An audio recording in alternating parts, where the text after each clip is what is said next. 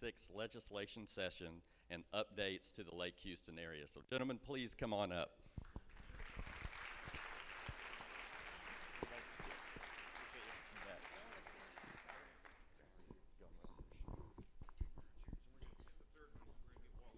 Ah, perfect. There you go. I don't want to wrap this. Yeah, we'll bring that one up. You sit here. Yeah. What are you doing, dude? You good? All right.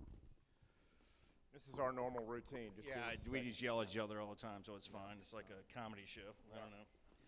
You tell us if it's funny. Yeah, it probably won't be. How is everybody? Good. Well, I know it's certainly motivating for us to be home, breathing clean air, and coming back from Austin after 141 days of session. Some pretty intense days. I would say that we're just in April and May, but that's not accurate. It's really our Texas founders were really smart in setting up a compressed time frame for Texans to have their legislators be at the Capitol and working in session. It's 5 months every other year. So where most states have their state government in office and in session 8 to 10 months a year, like the feds, we're there at less, which forces the priorities to the top, and then we work during the interim on all the issues getting ready for next time. So now is the time where you grade our papers, which is interesting because I saw Chairman Huberty send about 71 different text messages to support his education bill. And my Senate Bill 7, which is in the middle, my staff, Christy Seedhoff with me here today, she only sent about 50 text messages. So I think that that's rigged, but we'll hear from the chairman here in a second on whether or not that's valid. So it's great to be with you, and it's a privilege certainly to represent you in the arena in the Texas Senate. And so today I hope you find that it's interesting with what we have to share. Well, thanks, Brandon. I appreciate that. Yeah, you're right. It's rigged. This is a home crowd for me. But, and I got Gail Sampley that's voting like 20,000 times right now, I'm sure, because she got a $2,000 check for retirement. Where are you at, Gail? Raise your hand. There you are, sweetie. Thank you. She's one of my biggest fans, and she comes up and sees us all the time. It's great to be home. This was a tough session. This is one of the tougher physically for me because, I'm getting older. I just turned 51, and it's kind of like, you realize that the session wears on you as you continue to go through the process. But it's been an amazing journey. I've been there 10 years. Brandon, 12 years now, right? Yeah, 12 years, and doing a great job in the Senate. Couldn't ask for a better partner as a senator for our community and what we've done. And I think what we're going to do is talk a little bit. I'm going to turn it over to him for a second. Then we're going to bring up Representative Wally because I want him. He's a good friend of ours who represents. We actually share a district a little bit in Aldine, and he's a chairman of a subcommittee, but he's an appropriator. And I think it's important for you all to understand how the process works. We all work on little different things. There's so many things that happens in the state of Texas. We adopted a $250 billion budget. You think about that from a GDP perspective through the country, not the country, the world. We're in the top 40 GDPs in the world in Texas. That's amazing when you think about the economy and the drivers that are here in the state of Texas. And you got a guy that has the experience, and Chairman, I don't know how long you've been on that committee, but 10 years at least. He's been in the House for 12 years, I think.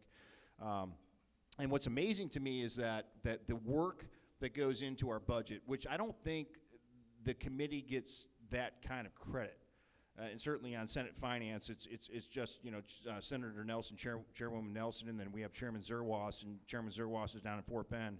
The work that they do is amazing to me, and to develop our budget, and you basically start from scratch every year. And the good news is that they put a bunch of money in education, tax relief, and things of that nature. But for us in this community, I think it's important. I want to turn this over to Brandon for a second and talk about flood issues and the mitigation, because he carried the largest flood measure bill that has ever happened in the state of Texas. And the work that he did with Chairman Phelan was amazing. And Dade is down in Beaumont, and they got hammered just as bad as we did during Hurricane Harvey. But the work that they did was amazing. And so, Brandon, why don't you talk a little bit about that, because I think it's important.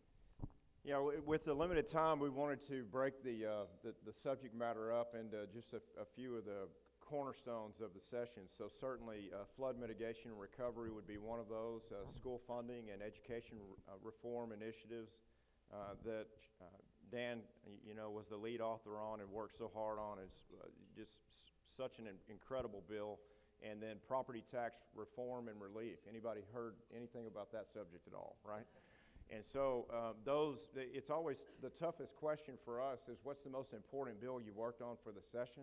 And certainly we would pick the bills that we author, of course, because we put so much time into them and we're biased. But it's a hard question to answer because, as Representative Wally would confirm, we really don't have the luxury of saying, well, this is most important when we're talking about the state of Texas and our districts and what we need. So among those issues, just from a higher altitude, and I'll tell you about the flood mitigation bills, we balanced the budget. As Dan said, it was a $250 billion budget, right? So that's a lot of zeros, and you hear on Fox and all the news channels every day at the federal level that balanced budgets and debt really doesn't matter. Well, in Texas, we feel like it does, and we feel like that you feel like that it does. Well, it's required constitutionally. Absolutely, and that's as the The federal government ought to do that too. But, reflective of the will of Texans and what our state constitution requires. That's different than our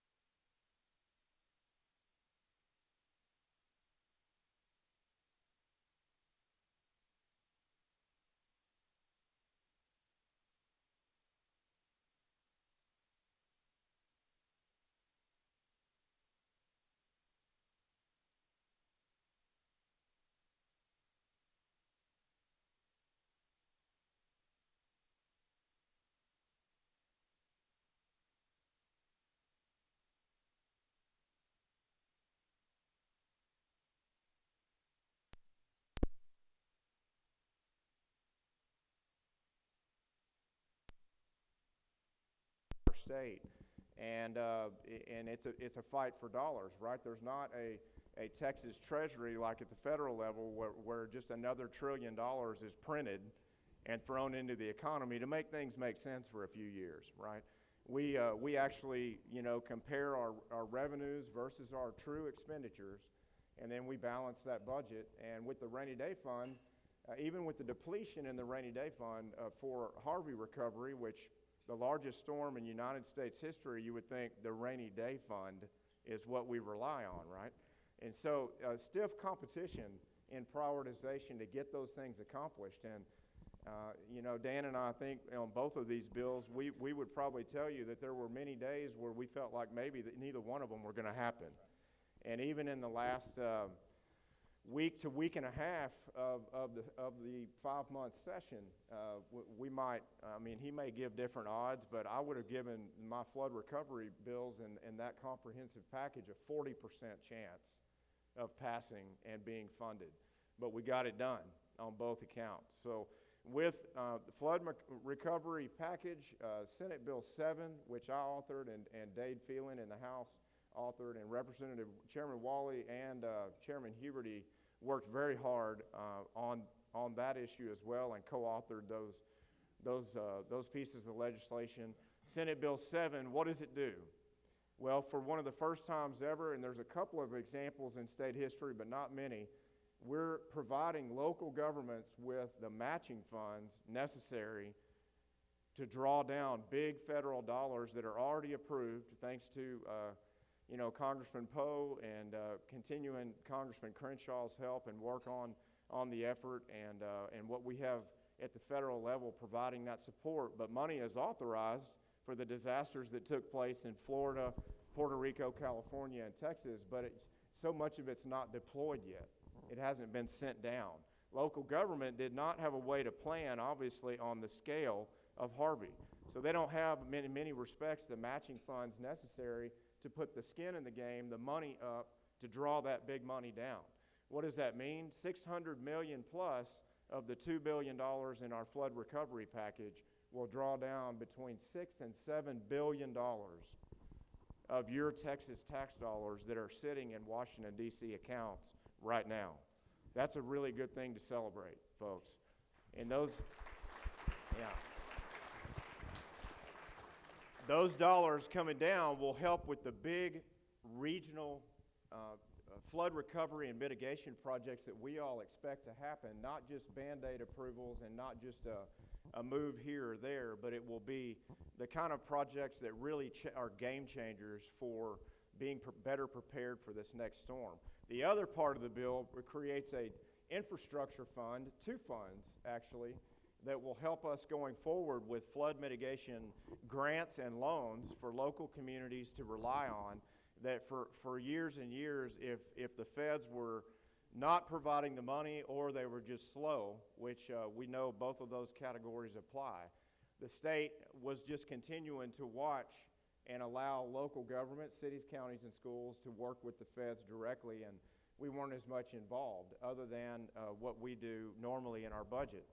So it's over a $2 billion funding initiative out of the rainy day fund, not out of general revenue, that brings that fund, that savings account for our state down to a balance of around 10, which we have remaining, and that's one of the healthiest accounts in America after this withdrawal. But it puts us in a better place going forward. And those big federal dollars, $1 billion out of the $6 to $7 billion is for housing. Over $5 billion of it are for the big projects that we would all imagine would tie together with the recent Harris County bond initiatives. Because even in that Harris County bond package, some of those projects are still being defined and named through studies that are finishing up, but much of the projects that are named on those lists are not fully funded even in that bond approval. So this will merge together with those efforts. So in addition to Senate Bill 7, Senate Bill 6 is a total revamp of the Texas Department of Emergency Management, and that office is who we rely on as mission control for all governmental entities when there's a disaster. And it will develop a wet debris removal guideline manual for a lot of communities that just did not have a way to get rid of all the debris that came from those disasters. That's Senate Bill 6, my bill, Senate Bill 7, that I talked about last. Senate Bill 8 creates in 5 years a statewide flood plan. And a statewide flood plan is not what we have had in the past. We've had a statewide water plan that's studied all over and revered all over the country. And, in Texas, we're either in a drought, what am I going to say next? Or we're in a flood.